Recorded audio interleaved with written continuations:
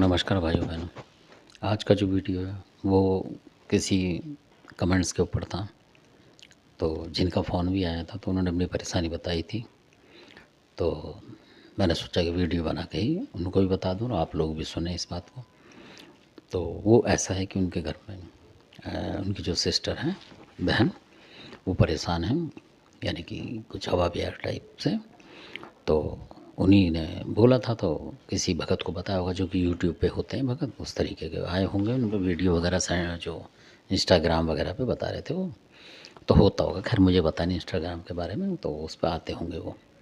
तो उन्होंने बोला, उसमें देखा हमने, तो फिर इनसे कांटेक्ट करा तो उन्होंने बुलाया होगा उन्हें। तो वो बहुत ही शॉर्टकट है, बताऊँगा आपको कि जब वो आए थे तो उन्होंने बोला आपको भगत बनना पड़ेगा, जो उनके भाई हैं उनसे।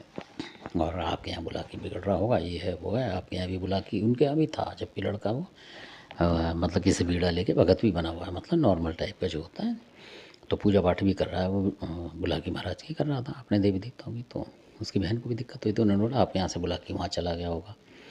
उनके घर वालों ने, जो लड़की के होते हैं वो तो बोलते ही हैं आपस में, कोई भी रिश्तेदार हो तो, जबकि उनके यहाँ ही बुला की था। तो ऐसा होता नहीं है अमूमन।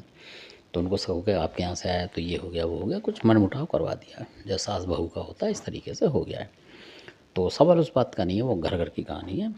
सवाल इस बात का है कि जो ये भगत गए थे, ये उनकी बहन को लेके गढ़गंगा पहुंच गए और उनसे बोला, वो भी शरीफ आदमी है, मैं तो शरीफ ही कहता हूँ, जो ऐसे किसी के झांसे में आ जाता है तो वो शरीफ आदमी है।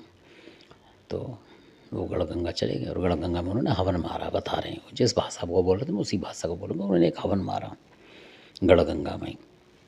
तो हवन मन करा तो उनकी बहन की तबीयत मतलब जैसे कुछ आ गया, इस तरीके से कुछ होने लगा। तो उन्होंने जी बुला के परेशान करा, ये है वो है फलाना, इस तरीके से जो दिक्कत थी वो थी। फिर वो आ गए, गाड़ी भी करके गया, बता रहे हो जो भी 5-4 हज़ार की गढ़गंगा तक गई होगी दिल्ली से। तो वो उसमें बैठ के भी गए आराम से, और कुछ पैसे भी दिए उन्होंने। भाई 2-4 हज़ार रुपये देने पड़ते हैं, देखो वो जाएगा तो जब कुछ हवन करेगा तो उसका अलग प्रसाद है, कुछ ऊपर से दिए हुए। यानी कि वो 18-19 हज़ार की नौकरी कर रहा है बेचारा, वो 17-18 हज़ार की, और प्राइवेट ड्राइवर है वो। तो परेशान है भाई वो तो उसको आराम नहीं आया है, उसकी बहन को उसी तरीके से जो जो होता है वो हो रहा है।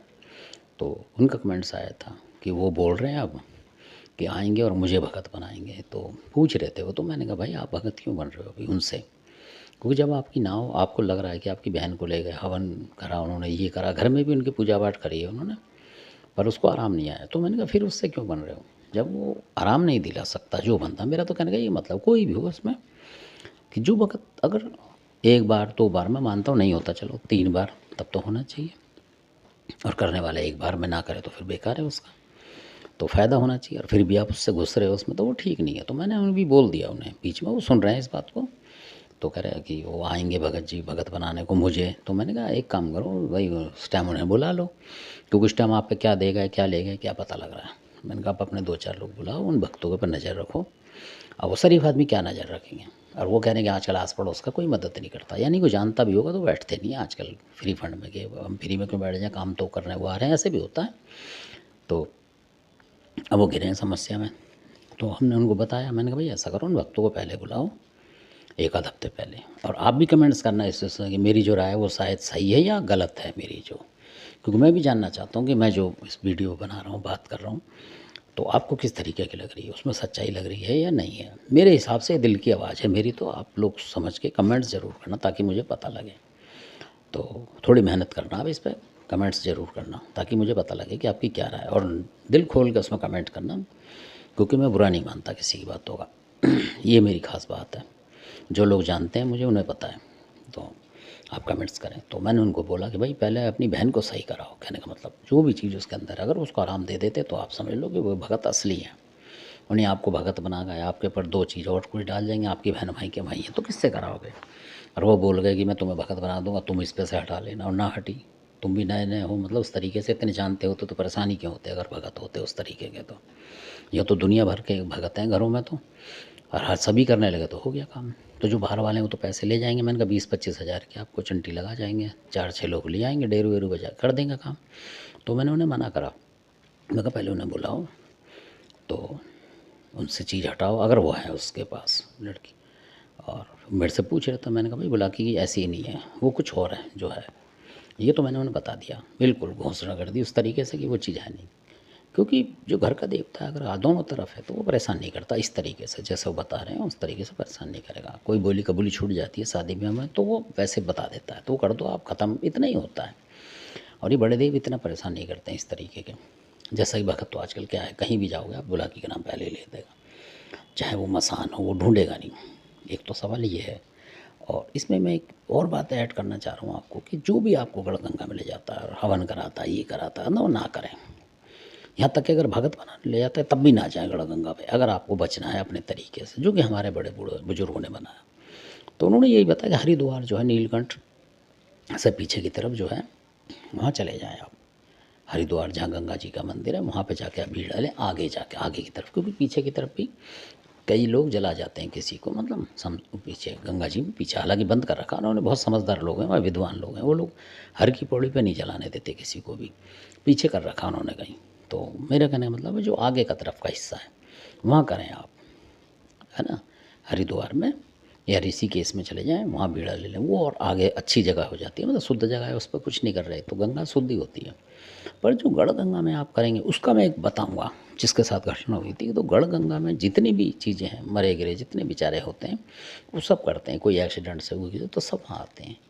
अगर वहाँ भक्ताई कर रहे हो या बीड़ा ले रहे हो तो आपको क्या पता, आपके भगत को क्या पता, उसको दिख थोड़ी रहा है कि वहाँ से कौन सी चीज़ उठ के आपके साथ पीछे लग जाएगी। आप वहाँ हिलवा रहे हो सर किसी महिला का, तो वहाँ तो बहुत सारे जो टक्कर मारे हैं, जो दिल्ली पुलिस पकड़ती है, जहाँ टक्कर लग जाती है वो भी वहीं कट जाते हैं, जो कि बिजली से होता है, इलेक्ट्रिक से, वो भी पुलिस सरकार की तरफ से भी वहीं डाले जाते हैं, सारी राख बॉडी जो है तो उसी तरफ डाल देते हैं ज़्यादातर। तो आपको क्या पता उसके अंदर कितना खतरनाक से खतरनाक जो आत्मा है वो पड़ी हुई है, और क्या गारंटी कि वो आपके साथ आएगी नहीं।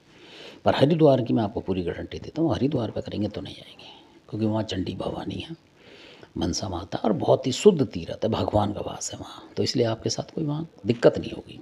आप 20 बार नहाए हरिद्वार में जाकर, 20 बार हर महीने नहाए, आपको कोई दिक्कत नहीं आएगी।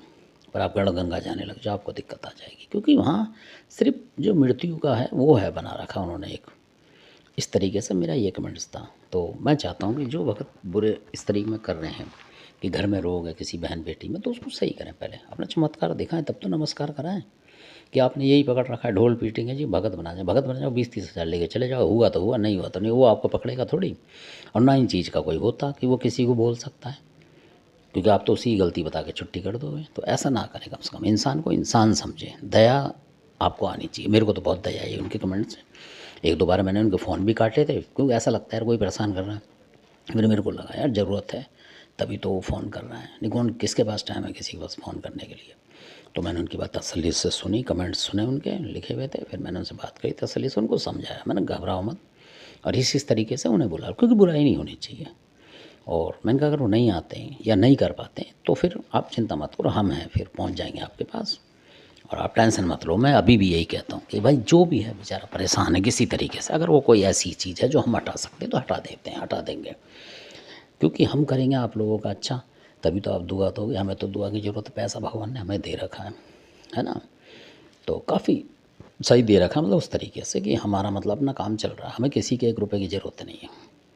ये है, जो लोग मेरे को जानते हैं वो जानते हैं, इसलिए कि ये क्या है मतलब, तो उस तरीके से बता रहा हूँ, इसमें कोई बड़ाई की बात नहीं है, और ना ही मैं कोई इस तरीके का तांत्रिक हूँ जो आप समझ। हाँ, आपका मददगार जरूर हूँ, मतलब आपके साथ खड़ा रहूँगा ज़रूर ऐसे समस्याओं में, ताकि हमारा समाज सुधरे, और जो भी लोग हैं चाहे वो समाज का हो चाहे ना हो तब भी सुधरे, मैं तो ये कर और बचे ऐसे लोगों से।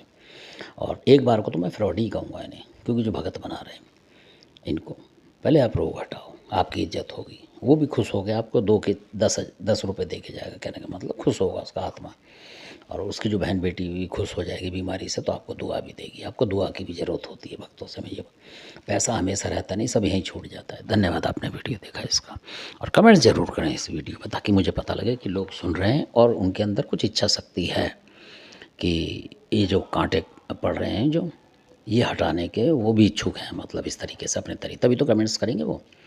और अगर उन्हें किसी की परवाही नहीं है, दया नहीं है, तो वो कमेंट्स नहीं करेंगे। धन्यवाद आपका, आपने वीडियो देखा, अच्छा लगे सब्सक्राइब करें, शेयर करें, लाइक करें। धन्यवाद आपका।